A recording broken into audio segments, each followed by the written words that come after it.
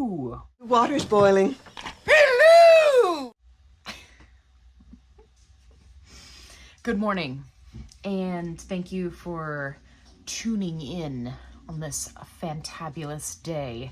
So I wanted to talk about a sort of a trend that I'm seeing online in the GLP-1 community. And for those of you who've been around for a while, you know I track the trends so you don't have to.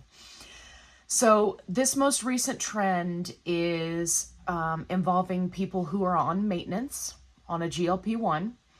And we're going to watch a clip and then we're going to talk about it. I'm thinking about taking a break from my GLP. If you're new here, I went from 255 to 120 since April 2024. I've always said I'm going to be a lifer on this medication, and I still think that's true. But I think I'm on a too high of a dose. I'm on 10 milligrams right now, and it's just becoming to the point where I'm having more side effects than I have ever had before. Plus, 120 is just a little bit too low for me. I would like to stay between 125 and 130. And I need to dose down, but I can't refill my prescription for the lower dose for another 2 weeks or so. So I want to take a break, see how I do. Has anyone else ever done this? It's also just wild to me that this is even a problem to have. So I very lovingly refer to this as the lucky duck syndrome.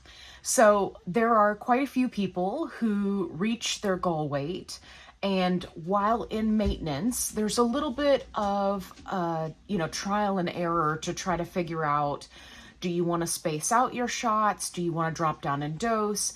And for many people, they continue to lose weight.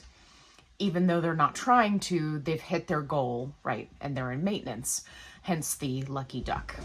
So one of the things that's really interesting for me is that many of these people will turn around and say, okay, I'm going to come off of my GLP-1, right? And we know that for many people, it will be a lifelong medication, right? A lot of that depends on you as an individual. It's something you need to talk to your doctor about. But what I'm finding, the trend that's happening, is that people will make this type of post where they have lost more than their goal weight, and they go, okay, this is not working out, I'm going to come off of the GLP-1, but then they haven't properly researched what's going to happen when they come off of the GLP-1. So the first thing that I want to mention, somebody's scratching and thumping over there. Okay. The first thing that I want to mention, which is the key component that many, many people miss when they do this, is when you stop a GLP-1, all of the water weight and inflammation is going to come back. And this is a very key point. And I want you to think back to when you started a GLP-1. For many people, that first month or two, or even 3, they have like these big numbers of weight loss. And we know that that's not solely fat, right? That's inflammation and water weight. So for example, for myself, I know that when I first started, I lost at least 8 pounds of inflammation and water weight. So when that happens, what I'm finding, and this is not medical advice, there's no study to back this up, this is just solely based off of my own anecdotal research. What I have found is however much inflammation you lose at the beginning, you should be planning on getting that back. So for me, if I was to come off of a GLP-1, I should be anticipating that I would gain back rather quickly without any change in diet, exercise, calorie intake. I would gain back that 8 pounds of water weight and inflammation. So getting back to the trend, what tends to happen is that people are in the position of this creator. By the way, no shade to this creator because she makes great videos. They're in the position of this creator where they haven't quite figured out either the timing of the doses or the dose is too high.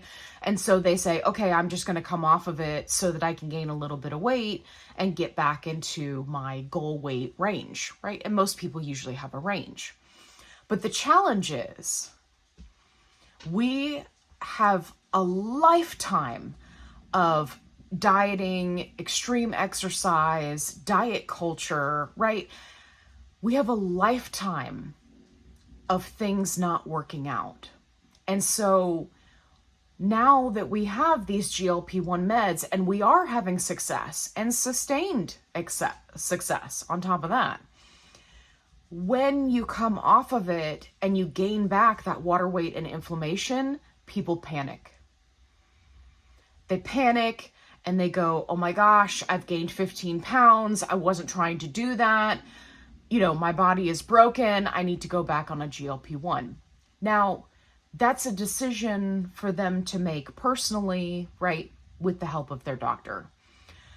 But I think that if more people were anticipating that they were going to regain right off the bat that water weight and inflammation, I think that it would better help them to understand how their weight is going to fluctuate. Because for people who stay off and they are able to kind of level out, right, without the medication, they gain that initial water weight and inflammation, and then they just kind of stay in that range, right? But it may be higher than what they were anticipating because of the goal weight that was set. And this is one of the reasons why I personally think that goal weights can be problematic. I have said before, I never set a goal weight. And even now that I am, in a healthier BMI range, it's still really challenging to even think about setting a goal weight because I have excess skin.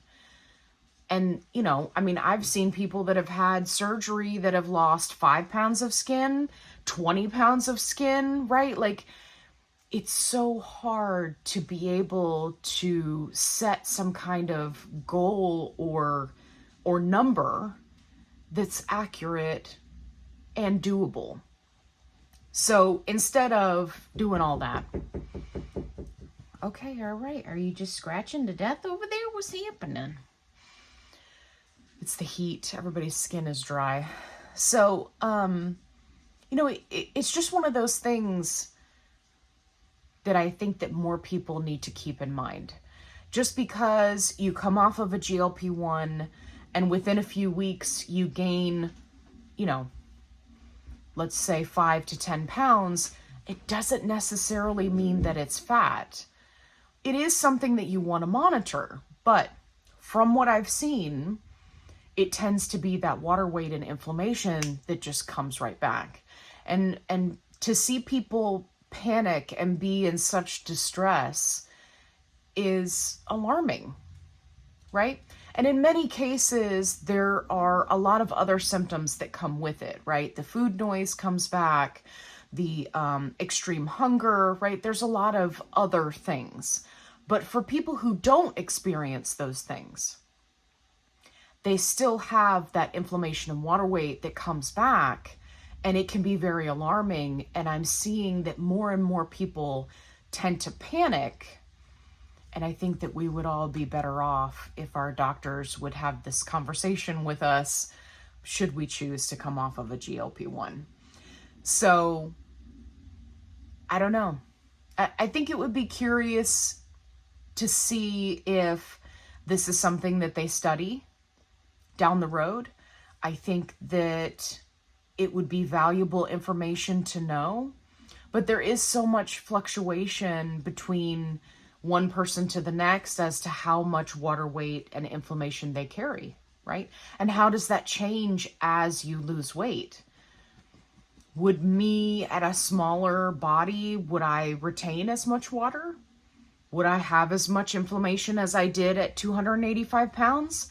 These are all really great questions, and I wish that we had more research to kind of give us insight into the answers so that we could kind of plan accordingly instead of winging it which, a lot of people in maintenance have to do.